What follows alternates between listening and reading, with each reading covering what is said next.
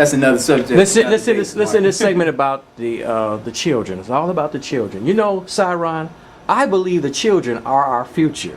There's a song, you know. Want me to sing it? No. Now the point is that you really believe that, and I just really believe that we have to take our children out of the hood to see the world outside of the block. Some of my children, all they see is the block, and if they go out of town, they go in neighborhoods, because our family lives in these neighborhoods just like the block they left. You know what I'm saying? Yeah. But I think one thing you do with your organization, you take young people outside of Chicago to see America outside Chicago. Tell the folks the benefits of taking children outside of the city of Chicago. Well, first and foremost, I grew up in the projects, and it was me going fishing with my stepfather out to Elgin, from Cabrini Green, from Jane Addams all the way out to Elgin. That allowed me to be in the backseat riding, allowing me to process and say, wow, look, people not hanging out, people not doing this, just riding to the suburbs, all the way out northwest suburbs.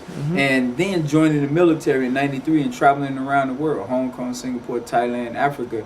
That really allowed me to say, you know what, I will not accept the conditions as they are, because I see something else. I know it's better out there, and that anchored me. And so that's why it's critical that I make certain that I use my life to help expose young people to something other than what they see every day as well. That's a personal commitment that I have, and I think it goes, you can talk about other cities and going places, but when you experience it, it's next level stuff. And so that's why we do it every month, so that they can be exposed, you know. No, I say that because most of our families are from the South, and I told my people at my job, I said most of our families from the South, so a lot of folks have been down to the South, we know that.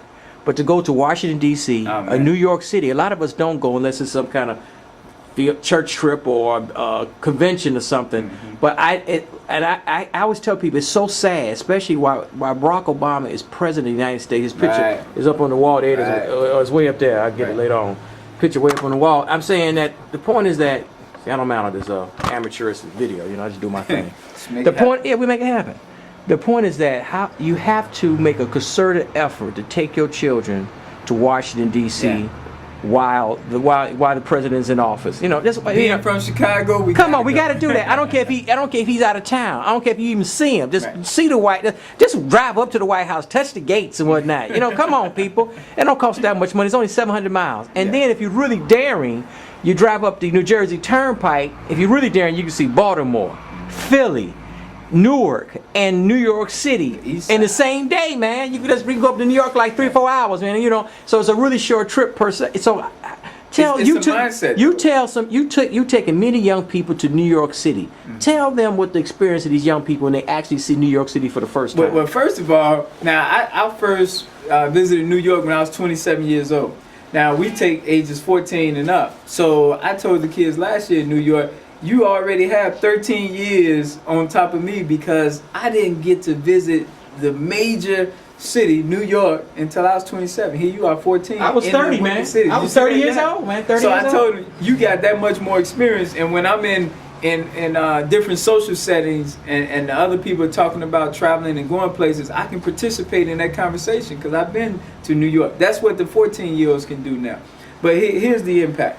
First, when you live in an economically distressed neighborhoods, chances are you can't afford to go to New York. True. New York is very expensive, so you can't afford. So that's where having an organization does come in handy. At you can just attach on to the organization and go where it's going. So that's the benefit of it.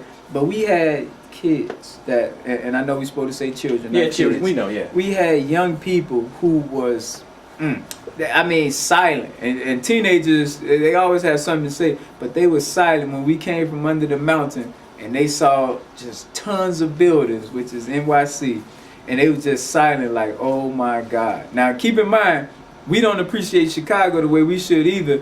We got a beautiful, beautiful downtown, but now they going to the place that's the next level up, if you will, and they're just silent. Now I took 2 sets of different kids, West Side, South Side, last 2 years, and it's the same reaction. It's silence, like, oh my God. But you've actually, Sarah, have taken adults, man. You've taken adults who've never been to New York City. The adults go because they want to travel for free as well. So I understand that. That's good because we can't do this without them. So I appreciate them. But it's, and people might minimize this, but it's a life-changing experience. And the reason I say that because when you in the oven in Chicago, shooting and killing is happening, you can close your eyes and escape and remember New York and say, you know what, I'm getting out of here. I saw New York. I saw something can do anything. that I'm gonna go myself. That's right. I can do anything. Now, if you never went there, you can't really close your eyes and visualize when you was on the ground in New York or in Philadelphia. And that's what I'm saying. People, when you get out of the cities, nothing wrong with Chicago. We love Chicago. It's home. I've been here 47 years.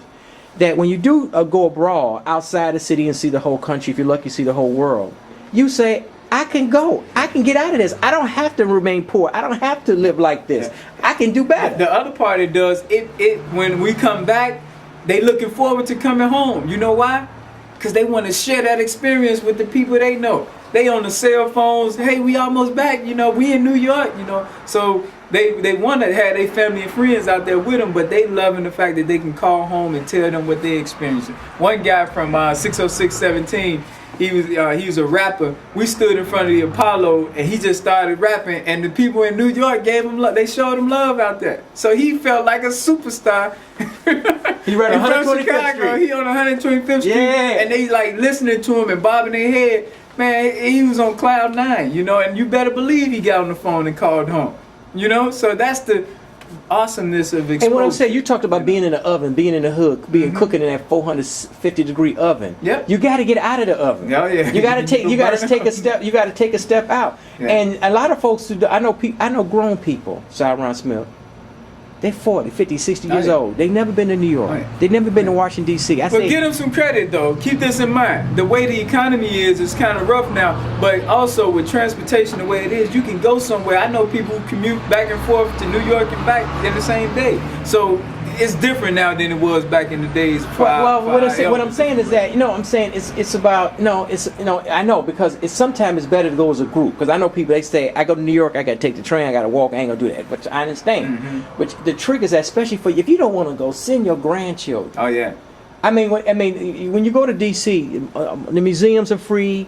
I mean, it's one thing to see it on television. You got to see it in the flesh. To breathe the air. The kids even told, they said, man, it smells different here in New York. They at the Hudson River. Yeah. So when the plane landed in the river, they was like, I was there. Yeah. We was under that river going through the tunnel. It's and they go back to the schools. They had Simeon telling the kids about it. Now the kids calling, how do I become a part? So where you going this year, man? You going to Atlanta, right? We going to Atlanta in 3 weeks, and for some adults, they like, I never been to Atlanta. I want to go to the black colleges down there, so it's awesome. Yeah, I know people like saying never been to, like I said, I was 30, I was late 20s, I think, the first time I went to Atlanta.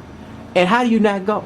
Man, it's mindset. It's mindset. Yeah. And just like now, our team is making the phone calls to Morehouse College, to Spelman. Yeah. They doing the legwork. They making sure we got the hotel booked. Some people don't have that experience, so it's intimidating. It's very intimidating. That's why you latch on to some structure, your organization, so that they can do that. Your organization. Stuff, And if you don't, what I'm saying, but even the churches, I mean, some churches do that, but you got to get the young people out. And people say, well, I ain't got no money. You see my videos. I be on the beach and I be over here, and people say, where you get the money? Mark must be rich. I said, you could drive to Atlanta. How much it cost to drive to Atlanta for the gas? Three gas tanks, right? 3 tanks of gas. 6.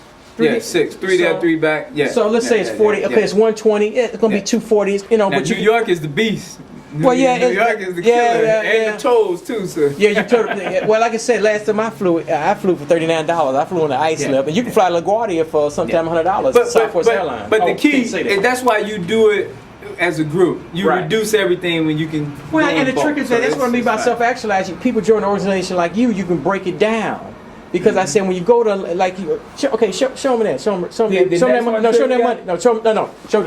that first. Well, you got, and I just told you guys, we heading to Atlanta, Georgia, and now by the time this airs, y'all probably be there because you're going in March. It's going to air in March, yeah. And here's some of the colleges kids gonna hit the ground. They love being on a college campus just to get that experience. You're going on the college tour, Clark, Atlanta. We do Morehouse, Spelman, but.